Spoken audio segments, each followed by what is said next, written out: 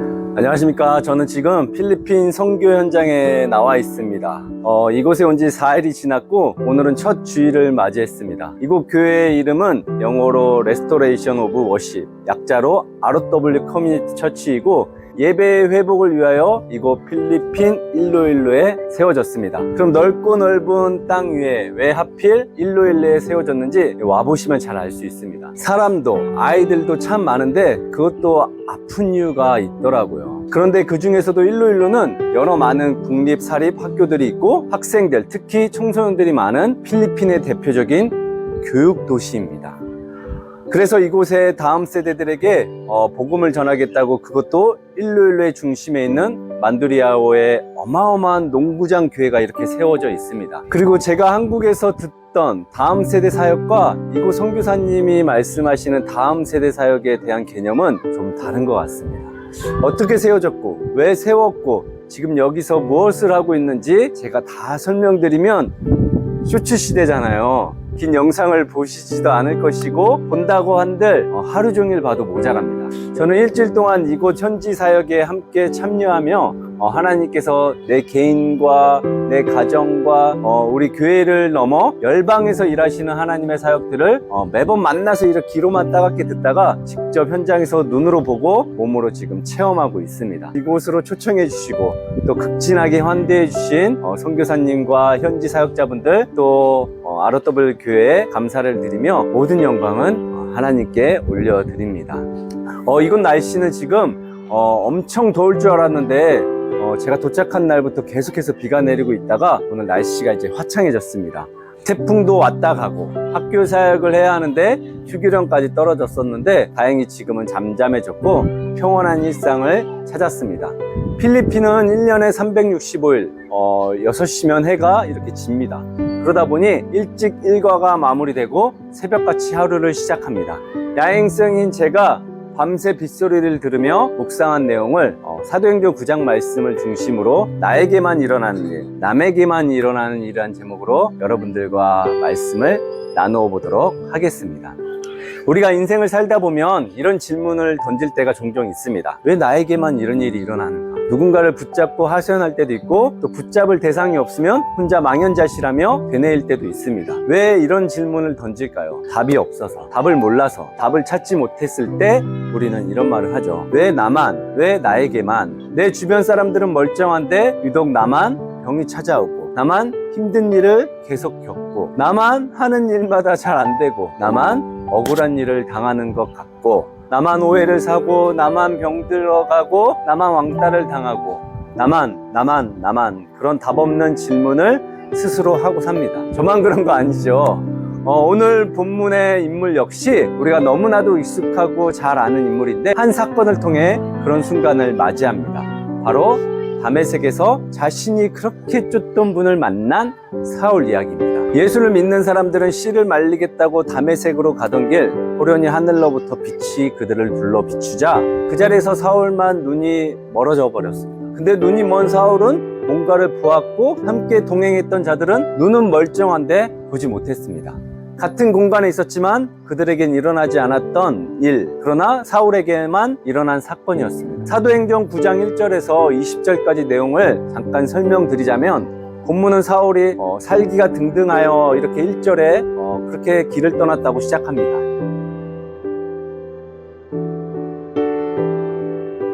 여기서 살기란 단순한 화가 아니라 죽이겠다는 위협과 살인의 숨결을 말합니다. 혼을 내주러 간 것이 아니라 끝장을 보러 간 것입니다. 그만큼 사울은 예수를 따르는 자들을 증오했습니다. 왜 이렇게까지 되었을까요? 빌립보서 3장 5절에서 6절을 보시면 알 수 있습니다.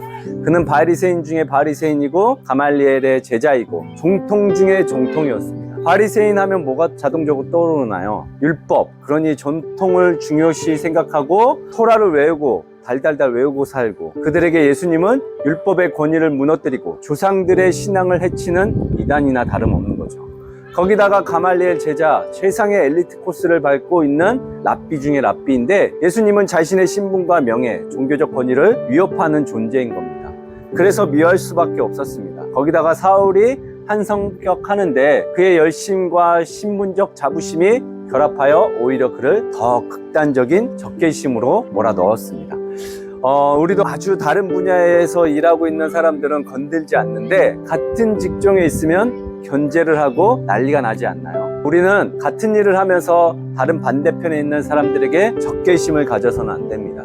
내가 어떤 정치적 성향을 가지고 있든 무조건 하나는 선택해야 하는데, 그렇게 내가 파란색을 찍든 빨간색을 찍든 반대편에 있는 사람들을 죽어라 공격해서는 안 됩니다. 같이 공존하며 건강하게 견제를 해야겠죠. 종교도 마찬가지입니다. 저는 제가 믿는 하나님을 절대적이고 완전한 종교 차원을 넘은 실제인데, 그렇다고 타 종교인이라는 이유만으로 함부로 하지는 않습니다. 물론 그렇다고 그들의 종교를 인정한다거나 우상으로 생각하지 않는 건 아니지만, 그 우상에 빠진 사람들을 다 죽어야 할 사람들이라고 생각하지 않습니다. 당연히 구원받아야 할 대상이죠. 그러나 사울은 그러지 않았습니다. 다 잡아 죽일 생각이었죠. 종교가 총칼을 드는 순간 그건 더 이상 사람을 위한 종교가 아니고 무기일 뿐입니다. 그리고 그곳에 사울만 있었던 건 아니었습니다. 그와 동행한 사람들이 있었습니다. 그들은 이름도 없고 신분도 정확히 나와 있지는 않습니다. 사울과 동행한 사람들은 누구였을까요? 주석을 찾아보니 여러 학자들의 의견들이 있더라고요. 그러나 여기에 공통점이 있어서 그것만 찾으면 될 것 같습니다. 여러분들은 어떤 사람과 동행하고 사십니까? 생각과 뜻이, 마음이 맞는 사람들 아닌가요? 사울 역시 예수 믿는 자들을 잡아 죽일 동료 혹은 종들과 같이 움직이고 다녔을 것입니다. 그런데 같은 목적을 가지고 같은 길을 가고 있는데 전혀 다른 반응이 일어납니다. 7절 말씀 같이 보실까요?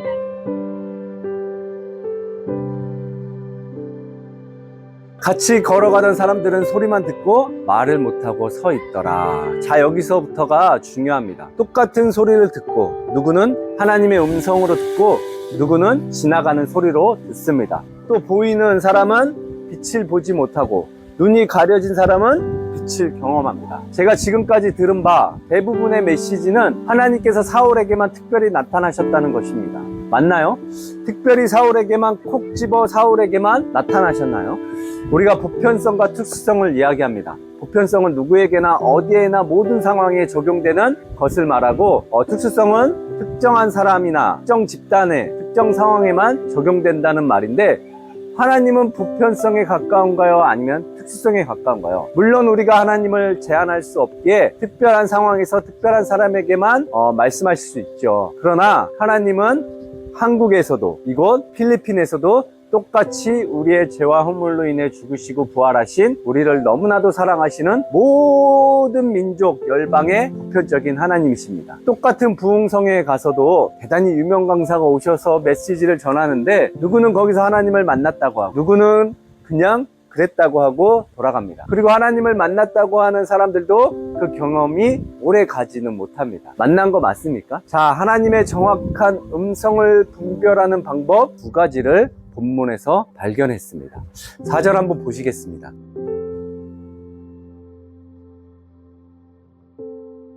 소리가 있어 이르시되 사울아 사울아 내가 어찌하여 나를 박해하느냐 하시거늘.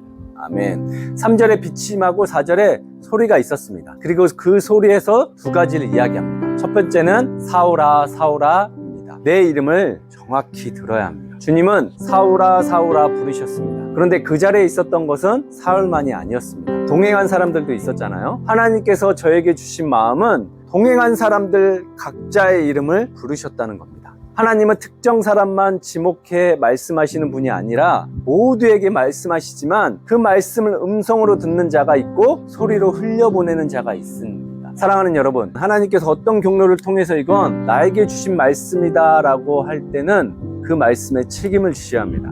나에게 주신 말씀이라는 확신을 분명하게 가지셔야 내 것이 됩니다. 안 그러면 지나가는 소리로 끝나고 맙니다. 정훈아 이렇게 듣고 가져가셔야 합니다.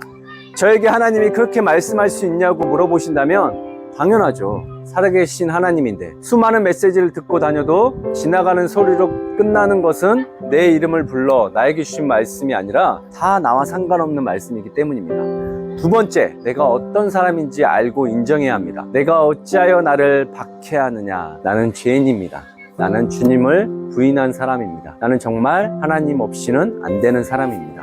자기 절망, 자기 십자가가 있어야만 하나님의 음성을 들을 수 있습니다. 그래서 자기 의와 자아가 강한 사람은 하나님을 만나기 어렵습니다. 여기 필리핀 땅에 와서 보니 청소년들이, 아이들이 하나님을 만나 이곳에서 헌신하고 현지 사역자가 된 사람이 너무 많습니다. 이곳에서는 이런 일들이 계속 일어나고 있더라고요. 같은 길을 걷고 같은 빛은 보았으나 전혀 다른 반응과 다른 결과가 주어질 수 있습니다. 하나님께서 그 한 사람을 콕 집어 그에게만 역사하신 게 아니라 우리가 가려보고 가려듣고 그러는 것은 아닐까요? 사울은 강렬한 빛에 눈이 멀어 사흘 동안 보지 못하고 먹지도 마시지도 않았습니다. 앞이 보이지 않는 것은 인간에게 가장 큰 공포와 절망 중 하나입니다. 시각은 생존의 가장 기본적인 감각이기에 갑작스러운 상실은 존재 자체가 무너지는 경험입니다. 사울은 이렇게 묻지 않았을까요? 왜 나에게만 이런 일이 일어나는가? 왜 동행한 자들은 멀쩡한데 나만 눈이 멀었는가? 그러나 그는 누굴 원망하지 않고 자기 연민에 빠지지도 않았습니다. 사울은 즉시 3일간 금식하며 기도했습니다. 그것을 예수님께서 11절에 말씀하십니다. 유대인 전통에서 금식은 단순히 음식을 끊는 행위가 아니라 하나님 앞에서 자신을 낮추는 표징이었습니다. 요나서 3장에서 니느웨 사람들이 3일 금식으로 회개했듯 3일은 온전한 회개를 상징하기도 합니다. 에스더가 민족의 생사를 걸고 3일 금식하며 하나님께 부르짖었던 것처럼 3일 금식은 절대적인 간절함을 표현합니다. 유대인 사고 속에서 3일은 죽음에서 생명으로 전환하는 의미이기도 합니다. 정통 중에 정통, 사울이 이것을 모를 리가 없습니다. 지금까지 내용만 가지고도 사울은 두 가지를 가지고 기도를 드렸을 것입니다. 주여, 나는 지금까지 주를 대적한 자였습니다. 내 손으로 얼마나 많은 주의 자녀들을 괴롭혔는지 모릅니다. 주님, 용서하여 주옵소서. 첫 번째 기도는 회개의 기도였을 것입니다. 그리고 두 번째, 그는 또 이렇게 고백했을 것입니다. 주님, 제가 만약 다시 눈을 보게 된다면 내 남은 인생은 오직 주를 위한 사명의 길을 걷도록 하겠습니다. 두 번째 기도는 사명의 기도였습니다. 제가 이렇게 말할 수 있는 건 우리는 사울이 바울이 되고 어떤 삶을 살았는지 알고 있기 때문입니다. 그렇게 3일이 지나고 아나니아의 안수로 사울의 눈에서 비늘 같은 것이 떨어졌습니다. 이는 단순한 의학적 현상이라기보다 영적 장막이 벗겨졌다는 상징적 사건입니다. 그의 눈을 덮고 있던 자기의 의, 율법적 자부심, 잘못된 열심이 벗겨졌습니다. 사울이 쓰고 있던 것은 일종의 영적 선글라스였습니다. 오늘날 우리의 눈에도 보이지 않는 비늘이 있을 수 있습니다. 자기의 의, 세상의 욕심, 편견과 고집, 신앙의 껍데기, 주님은 그것을 벗겨내시고 새로운 눈으로 빛을 보게 하십니다. 그리고 훗날 사울이 본격적으로 이방인 사도로 사명을 감당하던 사도행전 13장에 가서 그의 사역 환경에 맞춰 헬라 로마권에서 통용되는 이름인 바울로 불리게 됩니다. 이제 말씀을 맺겠습니다. 앞에서 말씀드린 것처럼 살아가다 보면 우리는 왜 나에게만 이런 일이 일어나는가 하고 망연자실할 때가 있습니다. 그럴 때 이 말씀을 꼭 기억하시기 바랍니다. 그것은 바로 지금 그 아픈 삶의 현장에서 하나님께서 나에게 말씀을 걸어오고 계신다는 사실입니다. 사실 저도 이곳에 오기 바로 이튿날 한밤중에 응급실에 갔습니다. 날이 밝으면 MRI와 정밀 검사를 받아봐야 할 것 같다고 입원을 권유받았습니다. 그때는 왼쪽 팔이 올라가지도 않고 여기부터 목이 너무 아프고 목소리도 잘 나오지 않고 두통까지 너무 심했습니다. 신경계통에 문제가 있어 보인다고 했습니다. 최근에 살도 많이 빠지고 여러 가지로 일이 겹쳐서 상황이 좀 좋지 않았습니다. 출국을 이틀 앞둔 상황이라 아프면 안 된다는 마음에 3일 전부터 증상을 참고 있다가 한의원, 내과, 정형외과를 다 가봤는데 이제 결국 소견서를 써주셔가지고 응급실에 가게 되었습니다. 급하게 이제 그 말을 듣고 응급실 화장실에서 선교사님께 전화를 걸었습니다. 형, 나 못 갈 것 같아. 좀 미루면 안 될까 일정을? 근데 정말 관계가 없는 사람이라면 상처받을 수 있는 말을 딱 내뱉더라고요. 그리고 잠시 고민 끝에 그곳에 도망치듯 빠져나와 밤에 혼자 그렇게 집으로 오는데 왜 나만 이렇게 아픈가? 왜 나에게만 이런 일이 계속 반복되는가? 굉장히 밤길을 걷는데 서러움에 눈물이 나오더라고요. 최근에 별일이 다 있었는데 그것을 말도 못하겠고 글도 못 쓰겠고 생각만 해도 머리가 아픈데 제가 많이 서러웠었나 봅니다. 이곳에서 많이 눈물도 흘리고 기도도 많이 하고 그랬는데 서러움에 그런 마음이 들더라고요. 누가 아나 내 사정을. 모르니 당연히 그럴 수밖에 그런데 놀라운 것이 이곳에 도착한 첫날까지도 팔이 이렇게 올라가지 않아서 옷 입고 머리 감는 것도 힘들었는데 둘째 날부터 서서히 올라가더니 오늘은 이렇게 돌리기는 아직까지 느낌은 있지만 그래도 많이 좋아졌습니다. 그런데 여기에 있는 사람들은 나를 언제 봤다고 나를 위해서 기도해주고 한 사람씩 주신 말씀들을 나누어 주는데 제가 그만 감정이 복받쳐서 엉엉 해버렸어요. 저는 이 과정을 통해 하나님께서 제게도 하시고 싶으신 말씀이 있다는 것을 깨달았습니다. 여기서 갑자기 하신 게 아니라 계속 하고 계셨는데 제가 소리를 흘려보내다가 여기서 하나님의 음성을 듣고 깨닫게 되었습니다. 이것은 저만의 이야기가 아닙니다. 저는 말씀을 전하는 사람이고 이제는 이 말씀을 듣는 여러분들이 가져가셔야 합니다. 삶의 현장에서 지금도 하나님께서 여러분을 부르고 계십니다. 그 삶의 자리가 너무 버겁거나 아픈 곳이라면 더더욱 주님을 만나셔야 할 때입니다. 여러분이 어떤 인생을 사셨든 어떤 죄를 지으셨든 어떤 모습이든 상관없습니다. 하나님은 여러분의 이름을 직접 부르고 계십니다. 그리고 여러분의 존재 자체를 사랑하시며 그 부르심 앞에 진실로 회개하고 돌이켜 하나님이 주신 사명을 받으신다면 하나님께서 놀라운 축복으로 여러분들과 함께 하실 것을 믿습니다. 기도하겠습니다. 살아계신 하나님, 오늘도 우리의 삶의 현장에서 말씀하시고 다가오심을 감사합니다. 우리가 겪는 고난과 아픔이 단순한 사고가 아니라 주님께서 우리에게 말씀하시는 통로임을 믿습니다. 주님, 우리의 눈을 들어 주님을 바라보게 하시고 사울에게서 비늘이 벗겨지듯 우리의 교만과 자기의와 불신앙을 벗겨주시고 새로운 눈으로 주님을 바라보게 하여 주옵소서. 특별히 지금 앞이 보이지 않아 두려움과 절망 가운데 있는 이들을 위해 기도합니다. 육신의 눈이 가려져 인생의 길이 보이지 않아 방황하든 주님 친히 그들을 찾아가 주시고 다시 소망으로 주님을 바라보게 하여 주옵소서. 또한 이 필리핀 땅, 특별히 일로일로 지역을 위해 기도합니다. 이곳에 수많은 다음 세대가 헛된 세상에 끌려가지 않고 참되신 하나님을 예배하는 세대로 세워지게 하여 주옵소서. 아롯더블 교회를 사용하여 주셔서 예배의 회복이 이 땅에 일어나게 하시고 복음의 씨앗이 청소년들과 젊은 세대의 마음에 깊이 심겨지게 하여 주옵소서. 다시는 빛을 잊지 않게 하시고 주께서 맡기신 사명을 따라 회개와 순종의 삶을 살게 하여 주옵소서. 우리의 이름을 직접 불러주시는 하나님 앞에 온전히 헌신하며 살기를 소망합니다. 우리의 소망 되신 예수 그리스도의 이름으로 기도드립니다. 아멘.